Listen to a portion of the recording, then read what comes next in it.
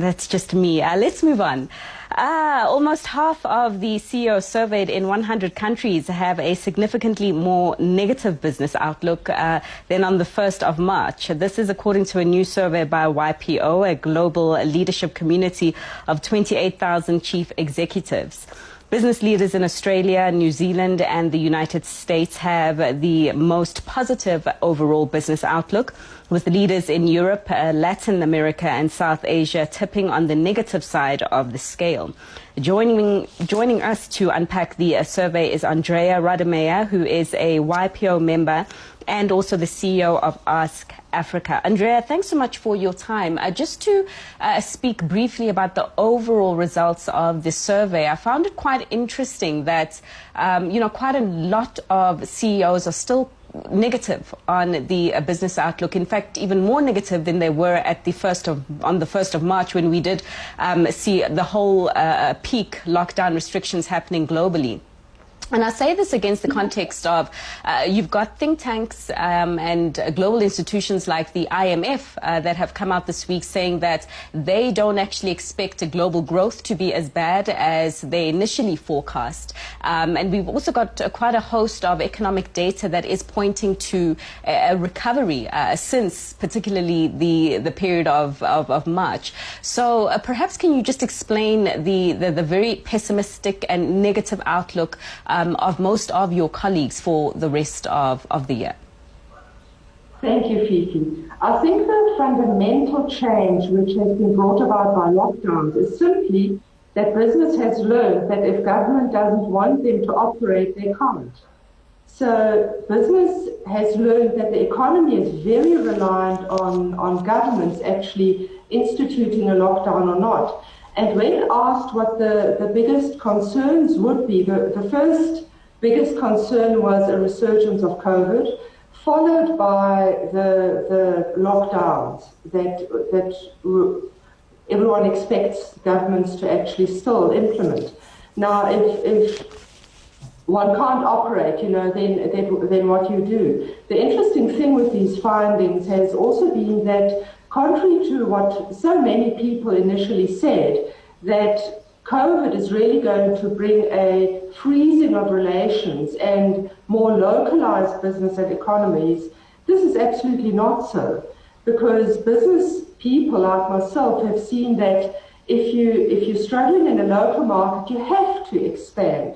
So the regional economic environment is the single most important factor to my peers in this global network. So 63% actually say that the regional economic environment is critical. And for us in Africa, you mentioned the numbers for all the other regions when you opened. Africa is just slightly more cautious than the average for the entire globe. So Africa, interestingly, leans towards Europe with regards to business conservatism, as opposed to the US, that's right on the other side of the scale. Mm-hmm. Perhaps we can just get a little bit more personal and just ask yourself, what has the impact of COVID-19 on your business been, and what has been the biggest learnings in the past 7 months in terms of where and how you're thinking of positioning your business strategic-wise?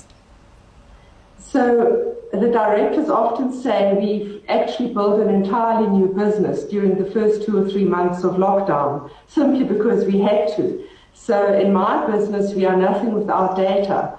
And so we had to continue data collection. So we immediately pivoted our entire field force to work from home. We did this in the 2 weeks before lockdown when we were expecting lockdown. So the entire business has changed to make that possible. And I think what we've learned is that flexibility and agility is critical. So often in normal life, kind of pre-COVID life, one would think you've got time for strategies, you've got time to check and balance your thoughts. Well, now we didn't. We simply had to act, and act very quickly. So we've essentially rebuilt the business, which makes us the only one in the country to actually have had data for the time during COVID on more than 8,000 brands, which is fantastic. But I've seen many of my peers in YPO, even if they pivoted their own businesses, but they also pivoted towards charitable actions. So there are millions of South Africans and Africans and even people all over the world that have been fed, that have been cared for, that have been educated, that have been put into hospitals by the YPO network. And while the pivot that many businesses were forced to do has helped keep some doors open, of course it has also meant that a lot of those workers that were with you before you changed direction couldn't go with you in the new normal terrain, if we put it that way, because their jobs had become redundant as a result of, you know, what COVID-19 has done to accelerating digitization and henceforth. I'm interested then in your view on the employment outlook as you see it. Of course, in the much larger economies, we have seen quite a number of the jobs that were lost in the initial lockdown periods being recovered. Not all of them, there's still some way to go. But if you can perhaps give us a view in terms of Africa and how you see the employment landscape coming out of this crisis. The employment landscape, Fifi, is incredibly tough. And Africa has seen jobs decimated more so than in other more flexible labour markets. And I think depending on the industry, in an industry that's heavy on manufacturing, the automotive industry, for example, it's impossible to digitize that. It's impossible to have a car built in somebody's home. Equally in the transport, the air transport industries, and the entertainment, the hospitality industries, they've been decimated, and it will take a time for that to pick up. When the CEOs in the survey were asked when they would be comfortable again in global travel, for example, it is only 12% at the moment that's comfortable in traveling. So I expect, and from the numbers we can see that close to 70% will be traveling again and comfortable about it in a year from now. So the lockdown has essentially shut down 18 months of economies worldwide, and it will take time to pick up. And what's absolutely critical and required, and that's also quite clear in the survey, is closer collaboration between business and government. It's one of the key drivers, because government creates an environment for jobs to be created, but government cannot create a job. That's what business is supposed to do. And I think possibly one of the silver linings, hopefully, will be greater collaboration in terms of labour laws and in terms of labour flexibility for businesses. So we had our president hitting the right notes in terms of that collaboration yesterday during his address, and talking about the fact that all were on board the economic recovery plan, all stakeholders from labour to government to business, and I imagine communities also.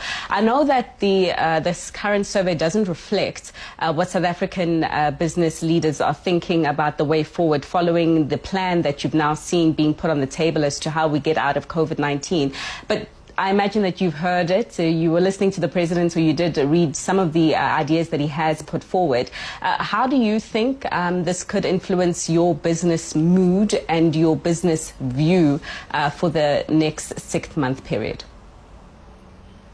So I'm afraid I agree with your previous interviewee, where I'm fatigued by ideas.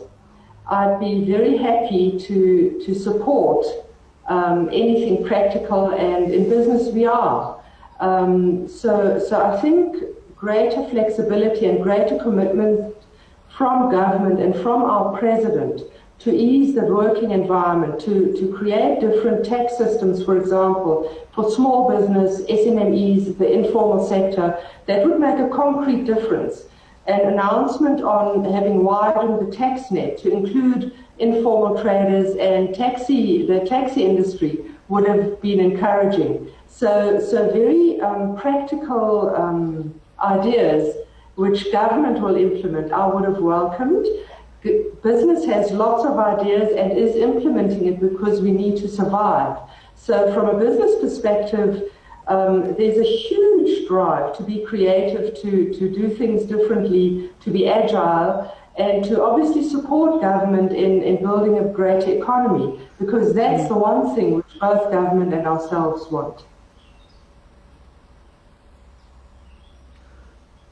All right. No, your points are heard, Andrea. Thanks so much for your time. Another thumbs down to the President's plan, unfortunately, but thanks nonetheless for your objectivity, Andrea Radamere, YPO member and also the CEO of Ask Africa. Let's go to a short break. More Closing Bell in just a bit. Stay with us.